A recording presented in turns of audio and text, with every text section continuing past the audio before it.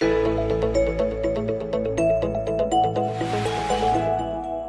just want to thank us because I was just speaking to Strous.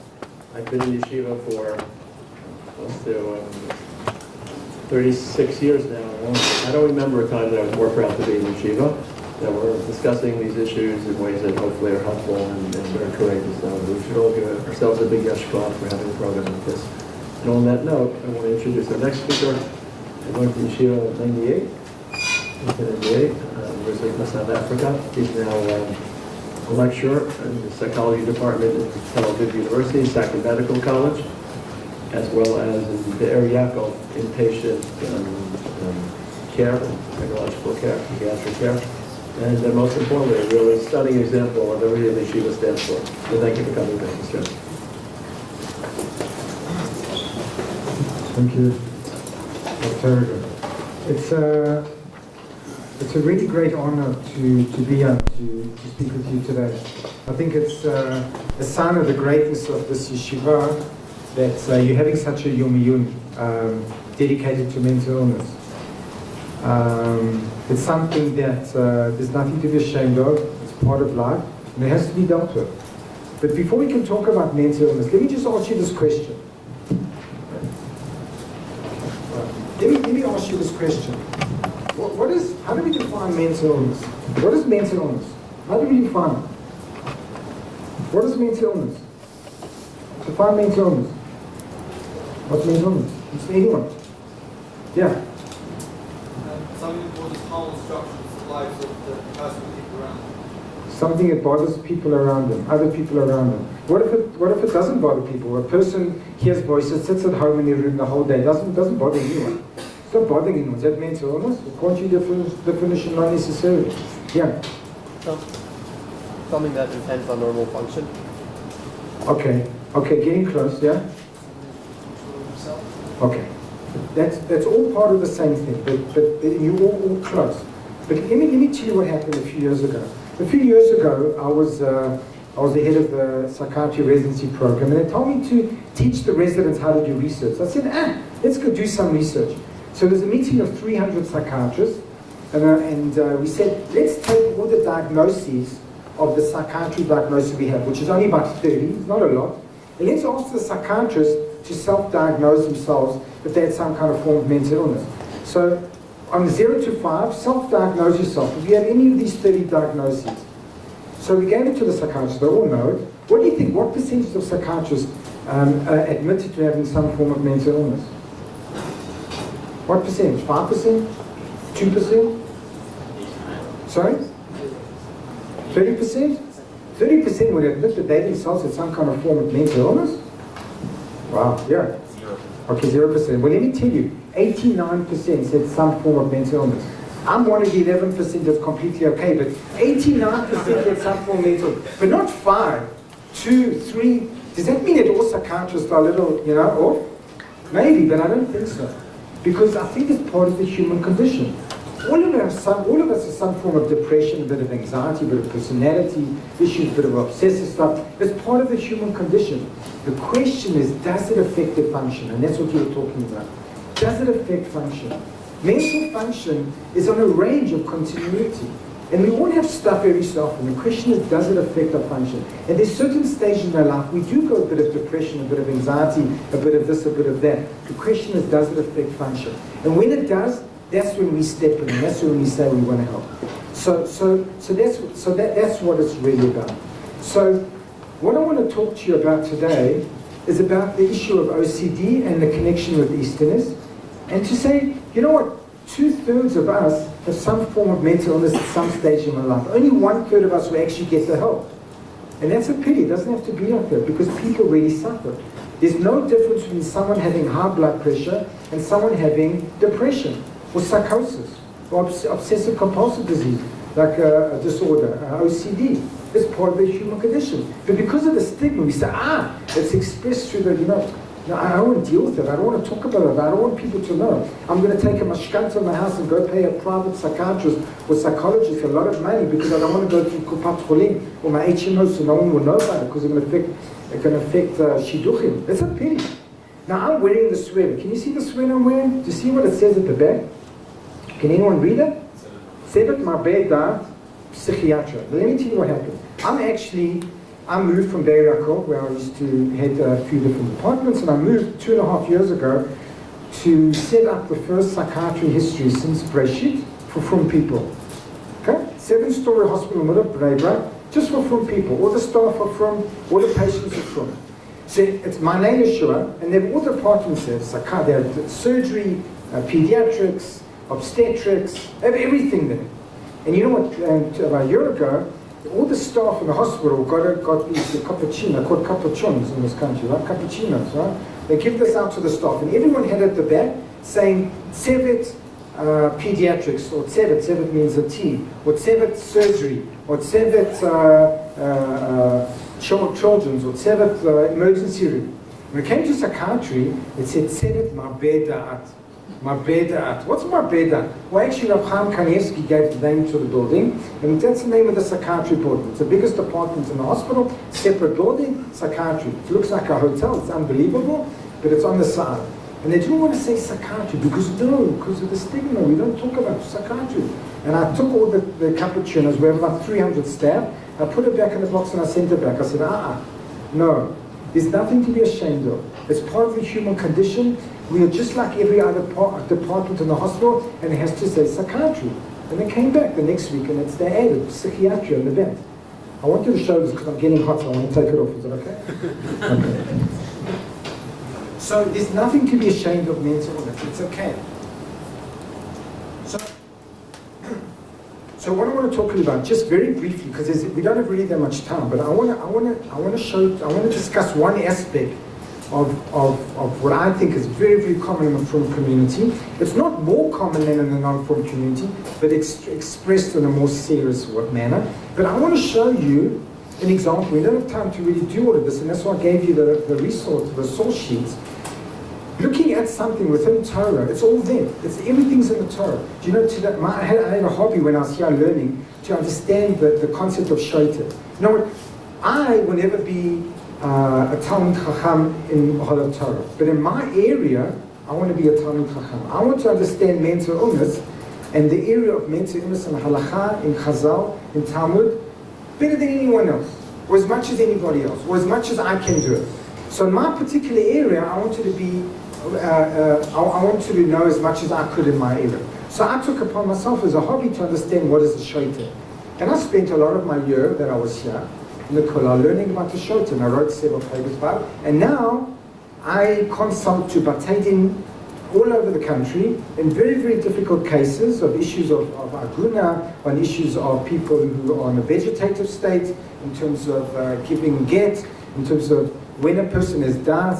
So all these issues I consult, and we in Malaysia we have this special department which I've set up where we consult for this, and because you have to understand how the combination of modern day medicine with Chazal's understanding of mental illness and halakha, and I think one can do that. One can live in the world outside there, as well as living in the world with a Torah basis, and contribute in your particular area. When it says Ten Chalkeni B'Torah Techa, that means that in one particular area, if I'm going to be an accountant, I'm going to be a lawyer, I'm going to be an expert in my area and be the best I can be in that particular area, and contribute to the olam of Torah as well as to the olam outside there in modern day living, and one can do it. And it's not that, and one doesn't take away from the other. You know, when I finished my medical school, I remember the last day, and I'm sharing this because I was at your stage as well, and this was very meaningful to me. On my day of graduation, my Rav came to me in the graduation ceremony. I said, "What are you doing here?" He said he's been waiting for one of his Talmidim to finish medical school to tell him something that he's been waiting to say for a long time. And what did he tell me? He said, "I bless you that you will work in medicine and you will work as hard for your patients as if the Kodesh Baruch Hu doesn't exist, but accept the result as if you didn't exist." So in other words, to take the two worlds, that you can live in the world outside there, but you can still understand that day to day, is based on Torah, and you can contribute a lot. So Shoti was one, and my second hobby was trying to understand the concept of istanis, and what's the connection with istanis and OCD, obsessive compulsive disorder, because it's fascinating.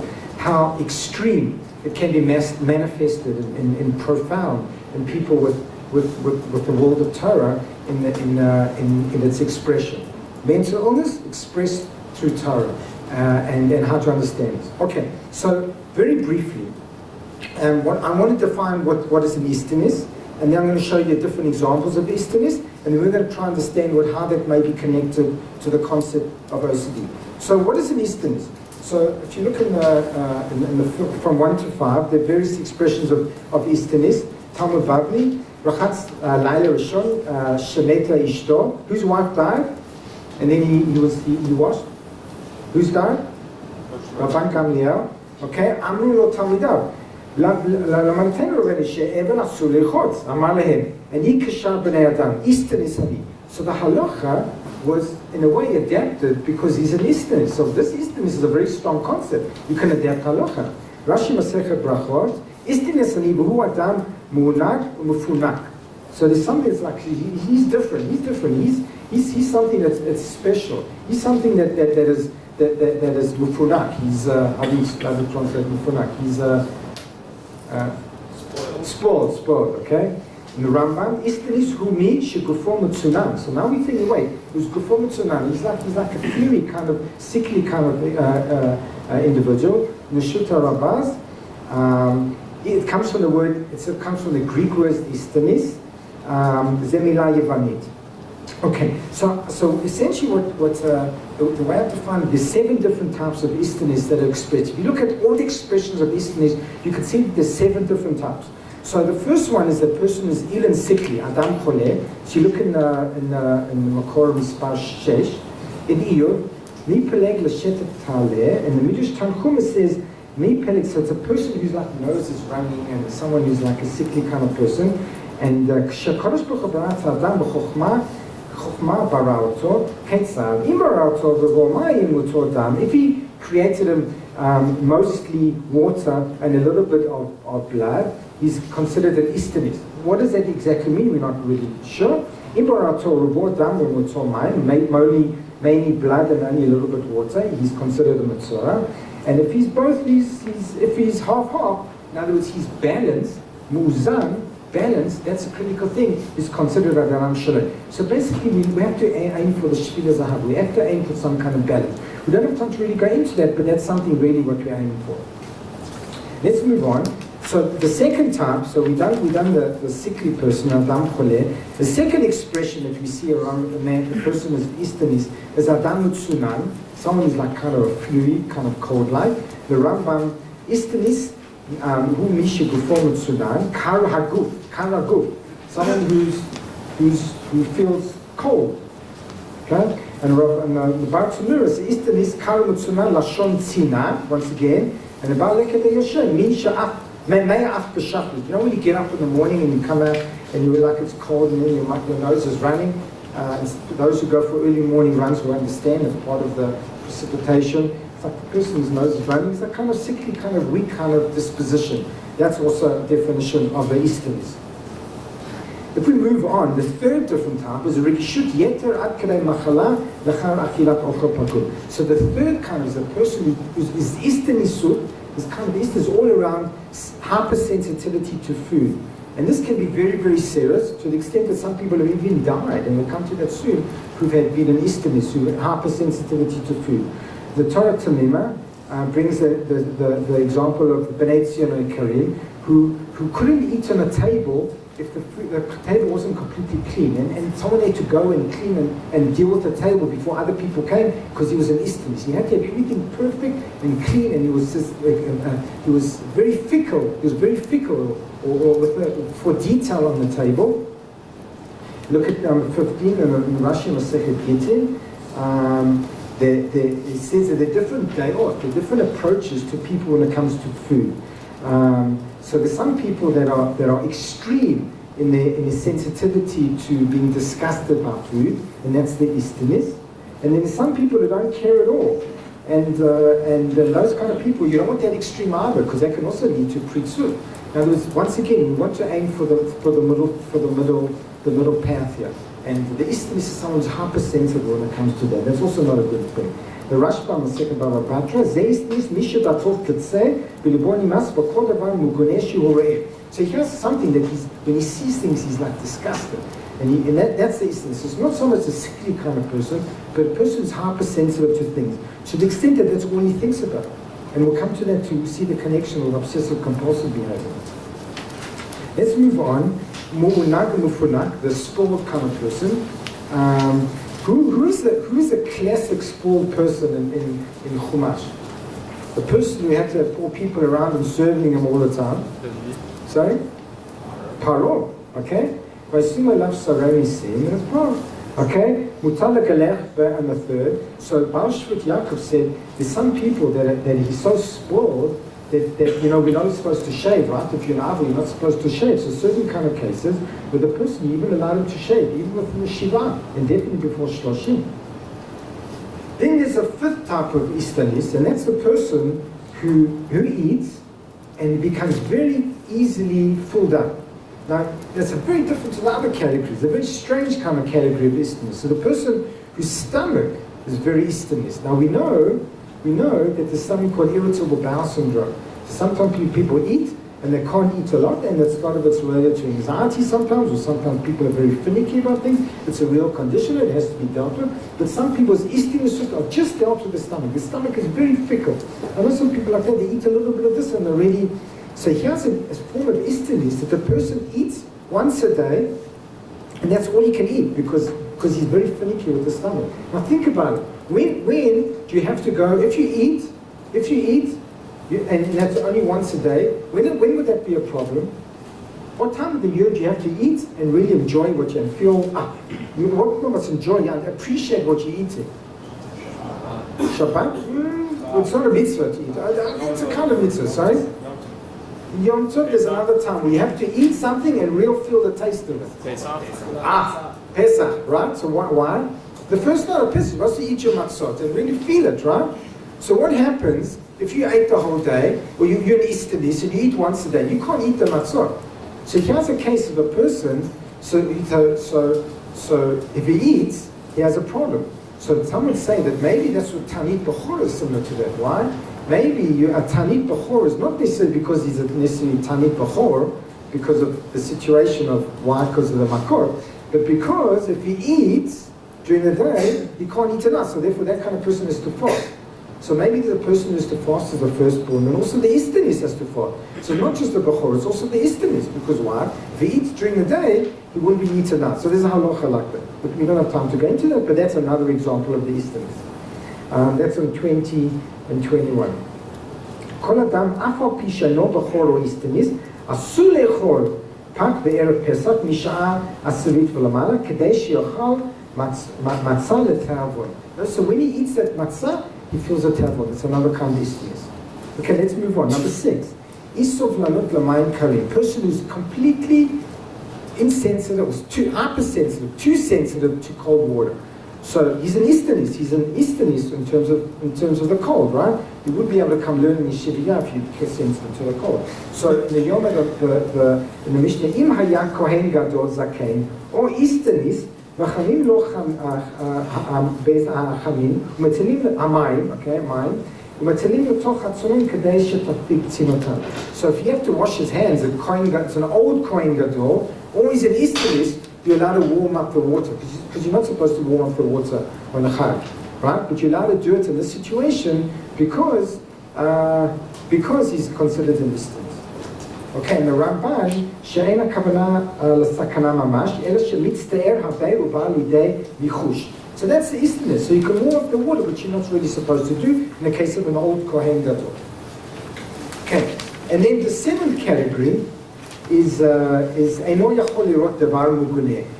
And this is a person who, once again, not only is he sensitive to things of food, but things that he sees. Okay, Rav Yanam Kol Yamai Ani Ra'im. So Ani Ra'im. So in other words, he suffered. Rav Yanai was one of the famous Istanis. Can anyone tell me famous Istanis that you know from Talmud?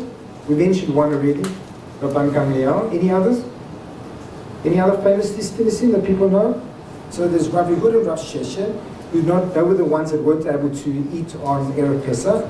Rav Yosef. Rav Yosef was a famous Istanis related to Sukkot.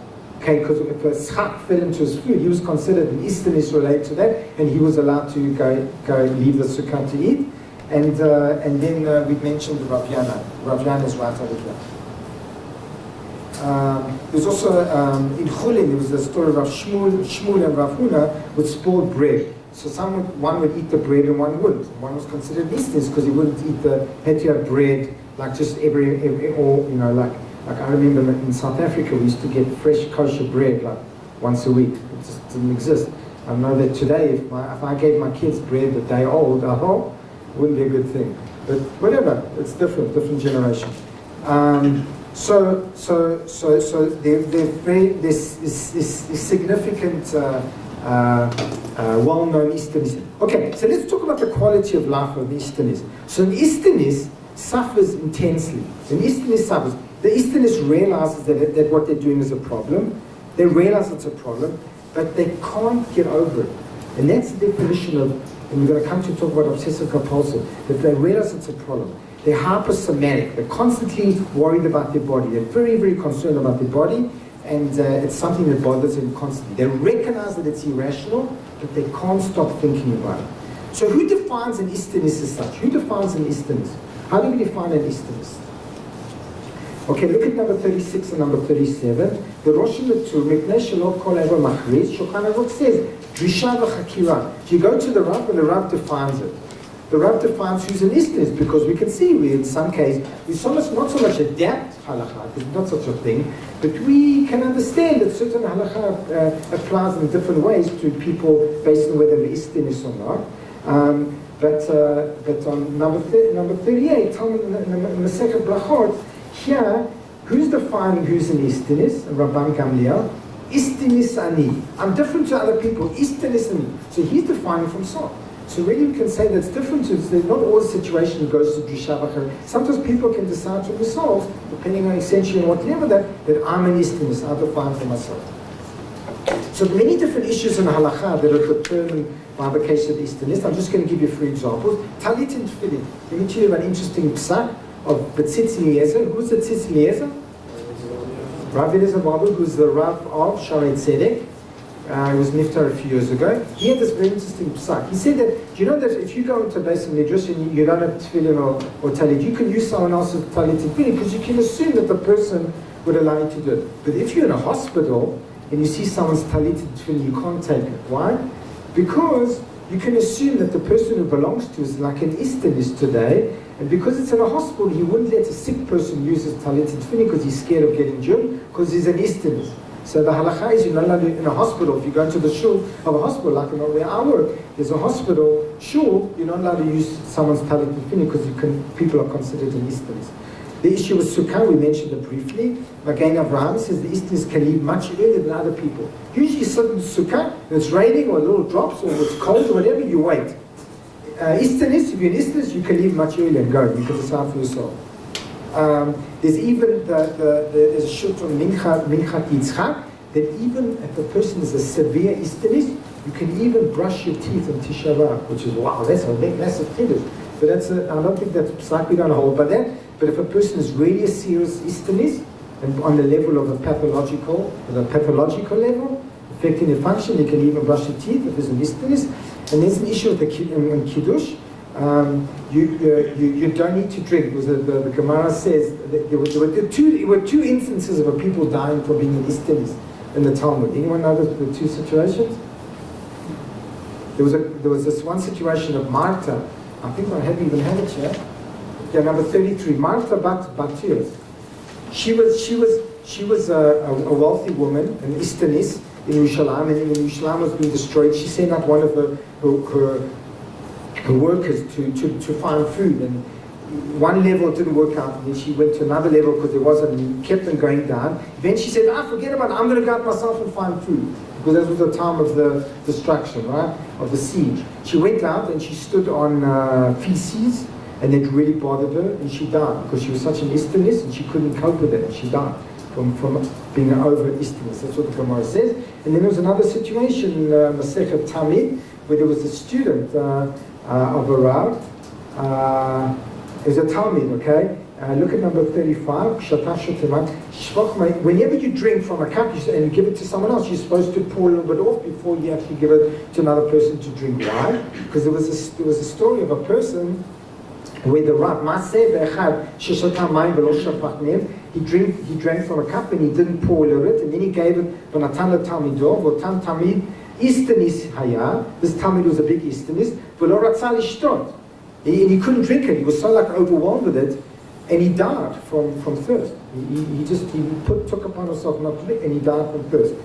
Because he was in a situation, he was very thirsty, it was whatever, and he needed to drink. He was dehydrated, but refused to drink. It was such an Easterness because he couldn't drink from someone else's cup, and he actually died from it. And then there was another psak with interesting. You know, when you go to a hotel, what happens if you go to a hotel in the 3 weeks, right? We know that in the 3 weeks you're not supposed to change linen, right? You're not supposed to wear new clean clothes, go and wash you up in the 9 days. What happens if you go to a hotel? You go to a hotel in the 9 days. Are you supposed to use the sheets from the guy from the night before? Or can you do that? Because you're not supposed to use clean sheets, right? But they change the sheets every day in the hotel. So what are you supposed to do? So the psak is, the Tzitz Eliezer once again says you can change the sheets because you're all considered Easternism today. Okay, so let's move on a little bit. So what is OCD? What is obsessive compulsive disorder? What is obsessive compulsive? What is OCD? Everyone knows OCD, right? Everyone says, that person's OCD, a person obsessive compulsive. What is it? There's obsessions and there's compulsions. Obsessions are thoughts that the person can't stop thinking about, and compulsions is an action, like a ritual, that the person can't stop doing. So one is a thought and one is an action. And the person keeps on doing that, can't stop. But by definition, it really, really bothers them. And number two, it really, really, to them is irrational. So they recognize it's irrational and it really bothers them. And that's critical for the diagnosis. Because if I'm hearing voices and it doesn't bother me, and I keep on thinking about the thing, that's not OCD. Or if I'm doing something that doesn't bother me, it's not OCD. But sometimes it gets to a situation so severe that the person needs to be admitted. No, and for sure not all the talking in the world doesn't help. You need medication because the person's really suffering and it affects their function. It really bothers them. You know, in my ward, which we have, which all Haredi or Dati or me from people. Usually in those psychiatry wards in the country, like close to 100% of the people have schizophrenia, psychotic disorder. In my ward, where we had maybe only half of the ward have psychosis, and the other half have a lot of OCD. We have patients who come into the ward 12 hours a day, they're washing their hands. they're in the bathroom 6 hours at a time. Why? Because they have to be completely clean before they make a bracha. And they can't do it. Now think about it.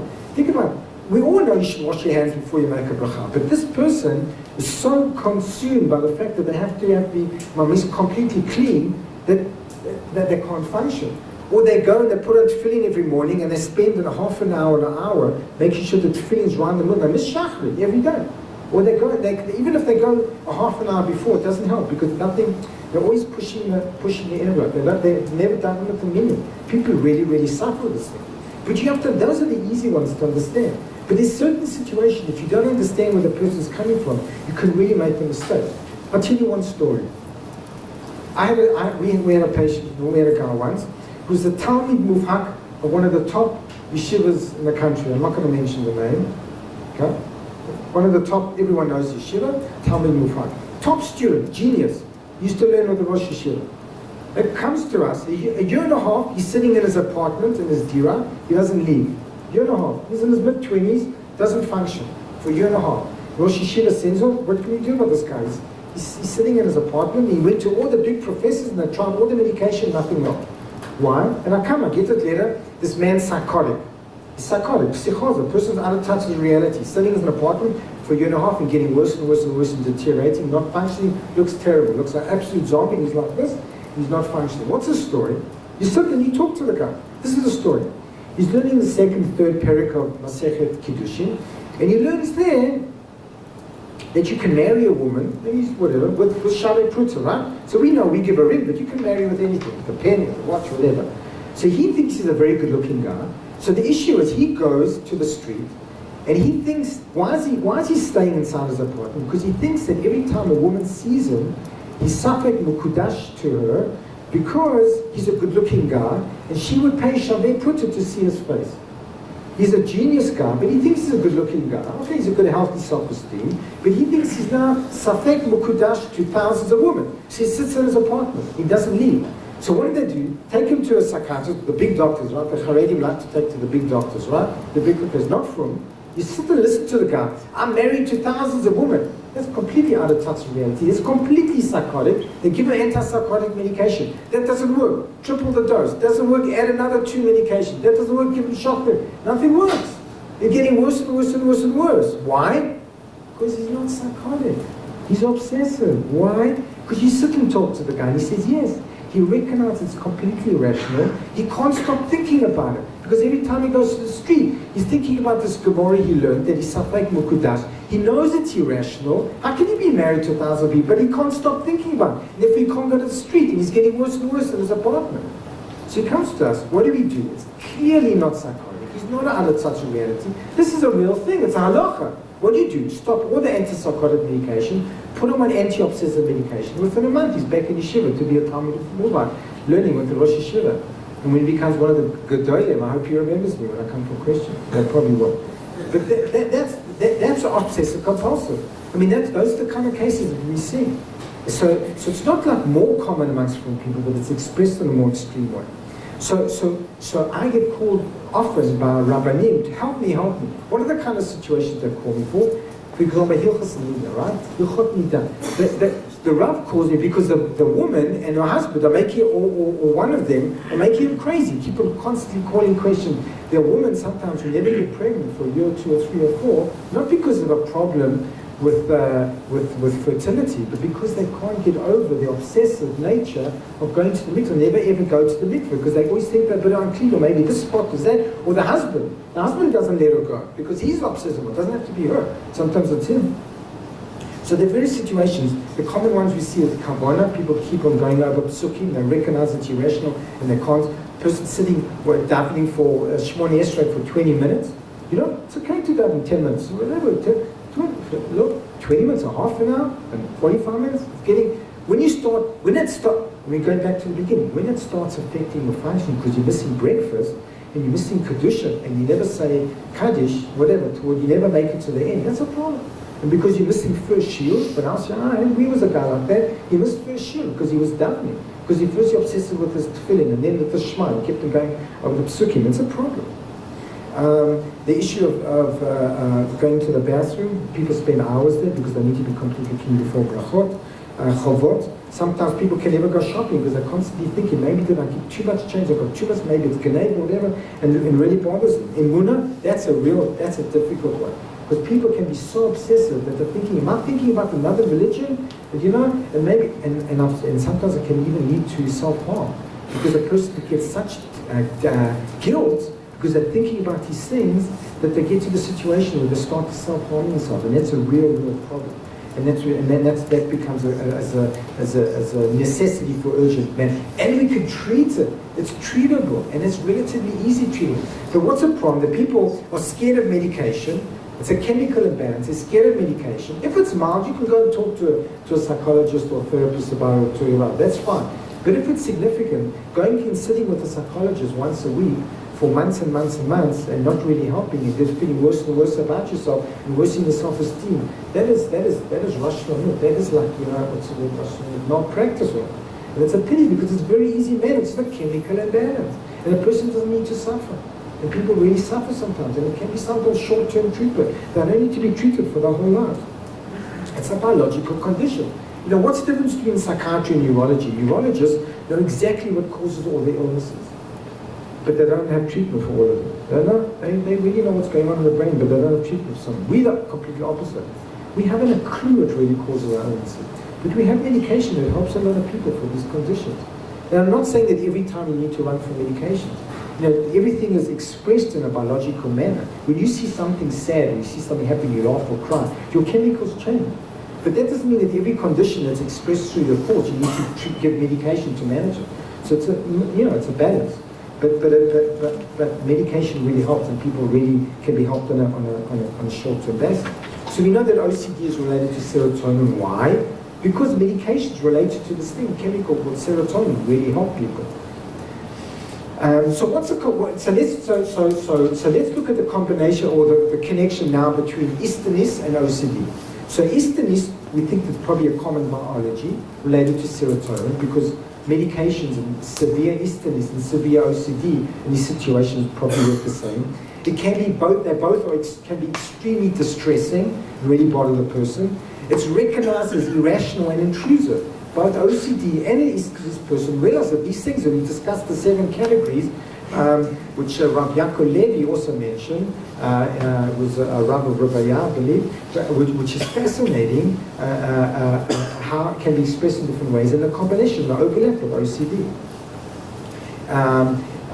Could it be that the isthmus sometimes is a less severe form of OCD, and so on a continuum, that there's certain types of these 7 categories, which we mentioned, can be related to the OCD? Could it be that the excessive sensitivity to certain thought patterns on a mild sense is isthmus, but sometimes if it really affects the function, it ends up on OCD? It could be. So the examples in the Chazal, I just want to mention the Chazal examples where isthmus classically sounds as OCD, and we can talk about the connection. There's a shut in Chokaya called Mitzdaer HaBeibel Yifluch V'Raglav. This person is constantly obsessing about dirt on his feet, and they walk sand, and he couldn't go out, he couldn't function because he was obsessive about the dirt on his feet, because he was a severe isthmus. And then there's a tool or a Chaim Siman Tafresh Yud Gimel, I think you have it in one of your source sheet. Isthmus Tzarik וכנך פניו במים, ואין דעתו משבת עליו כל היום עד שיקנך ויכול לקנך. This is the person who can't function until he washes his face. The whole day he thinks about washing his face, constantly washing, and if he doesn't do it, he can't function. That is obsessive, and that's the kind of isthmus. And then there's a Rashba Masechet Baba Brata, Libo nimas v'kol davar muguneh shehu ro'eh. He constantly discusses about things. He recognizes it's irrational. He's an isthmus. He's constantly, but he can't function without it. And then the Rosh Masechet Brachot, isthmus ragil litol yadav. Isthmus ragil litol yadav. Isn't that the classic? The boy couldn't stop washing his hands. That's a severe isthmus. He's constantly washing his hands, and that's on the border of OCD.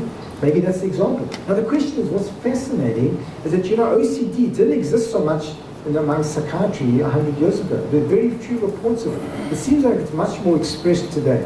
It's not that it exists more, but it's expressed in a more severe form today. So the question is, do we need to treat the isthmus? That's a question. So if you look at the end, if you look at the back,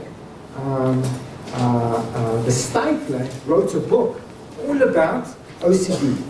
Now, the Stipler was at the time where before medications really came out, good medications, safe medications, that we've had a lot of experience that helped these people. So the Stipler had a lot of the, was in the, the Stiplers, in Bnei Brak, and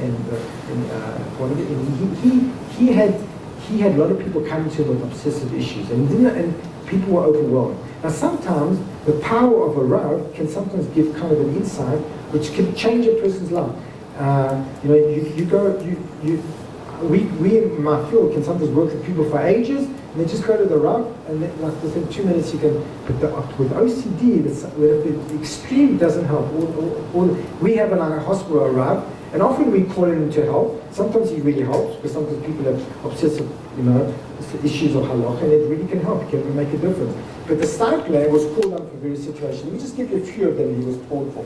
So Shema Yisrael, what does he say about Shema? He said that if there's a Avrei came from, he's a sefer on Shuvot related to OCD. He said that if an Avrei who came to him is obsessive about going over the Shema many, many times, he says you don't need to repeat it. Why? Not only that it's forbidden to repeat it, because at the subconscious level, even if you think you didn't have the right kavanah, it's okay, because your kavanah was accepted at the subconscious level, and once is enough. You don't need to go. Not only that, the Stipler said that maybe you can even be considered a shoite, the Devar Echad, b'ninei OCD. Like, if you're obsessive about something, not only you don't need to just, but maybe you're patur. If someone's a shoite, you can't get married. Why? You not considered having died. So he's saying that if you're obsessive with the Shema, you consider shoite the Devar Echad in that particular issue, and you patur from saying Shema, that very quickly treats the guy. You say, I'm patur from saying Shema, I'm shoite in that area, I'm patur, okay, now I'm treated, I'm fine, I'm going to say Shema just once, and that's good enough. It's a very interesting twist that he didn't know. And then there was a Bakur who was obsessed with Kavon and Daphne. He said it's asur to go over things he already said. There was another Bakur who was obsessed with cleanliness, going to the toilet. He said it's asur to clean yourself more than 5 to 6 times. He went into details. Okay, 5 to 6 times, that's enough. No more than 5 to 6 papers, that's the way he writes it. And a little bit of water. He said, tefillin, because that's a very common one, tefillin approximately in the center is good enough. Doesn't have to be exact, he says approximately in the center, and that's good enough for a person who's obsessive. And doubts of the moon, because that's a really difficult one, that's the say often leading even to suicidal thoughts. He said you should study Tamid with the Korban Oile, because it deals with Hebrew Olev. Nadarim, he said the Rav Bebris says that those who preoccupy with Nadarim, the Nadarim are not Nadarim, since they're only anxious concerns, you don't need to worry about it. So he's kind of deal with it that way. He says some people touch their bodies constantly. He said you can be maker and you don't need to worry about it. And then with the issue of Nida, he said no need to worry because the blood specks have to be significant, and just go to Rav, you're not allowed to ask more than once. Okay, so in summary, because we need to close off now. It seems like the Easterness is related to the OCD on a continuum. You've got the 7 types of Easterness that we described, but some of them is a bit of an overlap, but they're different. And when it's expressed in an extreme form, and once again, what's the principle, how we started? Does it affect function? Does it affect function? Because it affects the function, that becomes a focus of concern and necessity to help, because it can be helped. There's nothing to be ashamed of. It's part of the human condition. We can deal with it because it's really a sign of piety. But where's the balance? Where's the boundary between piety and pathology? Does it affect the function? And there's nothing to be ashamed of. Let me ask you: how many of you here have ever been to a hospital to visit someone with pneumonia or broken leg or any kind of illness? How many of you have ever been bikocholim? How many of you? How many of you have ever visited someone in a psychiatry hospital? Who's not your family? Who's not your family? Okay? 1, 2. Why? Why is that? Why? There's nothing to be ashamed of. People with mental illness suffer just as much as the person with pneumonia, but no one ever comes to visit. Oh, I'm scared. No, that's a... Why? Because they're dangerous? Because a person who's suffering with severe depression, or a woman with postpartum depression who's now in hospital because she's so severely depressed, shouldn't have visitors? People don't go to visit. Do you know that I've been in psychiatry 25 years? Let me tell you something that I like to say. You know, when you go to every hospital in this country, you go in there, it looks like a hotel, right? And you go inside and you can buy a coat from the machine. Buy a coat. Do you know what you can do now? You could go into the hospital entrance, and in the machines you can buy flowers, and everything is unbelievable. You put in money and flowers come out, you take it to the person on the ward. People take flowers, you see flowers all over. It's like the general hospital. I've been in psychiatry 25 years. I've never seen anyone ever bring anyone flowers in a psychiatry ward. Why? Why? Because a person is mental illness, so shouldn't be given flowers? Just like someone who's pneumonia? Because it's different? Why? You think because a person is depressed, they're going to eat the flowers and it's dangerous? No, it's stigma. It's stigma against mental illness. It doesn't have to be like that. They don't want to put psychiatry in the back of the thing. There's nothing to be ashamed of.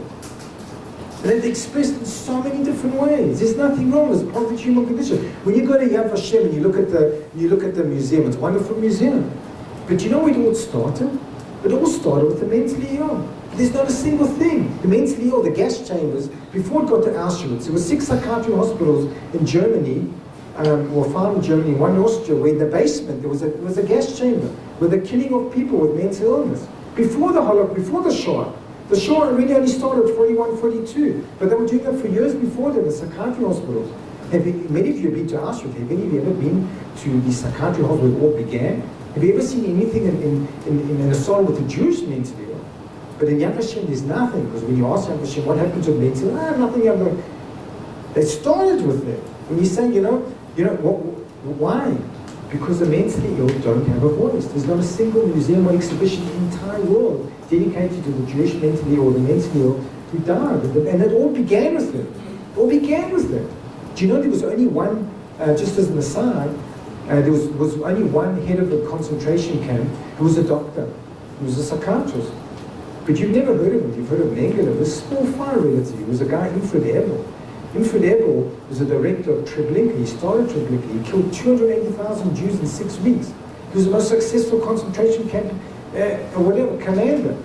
But he was fired after 6 weeks because he killed too many. He didn't know how to get rid of the bodies. But how did he manage to kill 280,000? Because he used to walk around with a jacket, white coat. And he knew that people trusted a doctor. He was a psychiatrist. He already had killed mentally ill in hospitals, and he knew how to do it and calm people when they went into the gas chambers. And he killed so many in such a short time. That's the thing.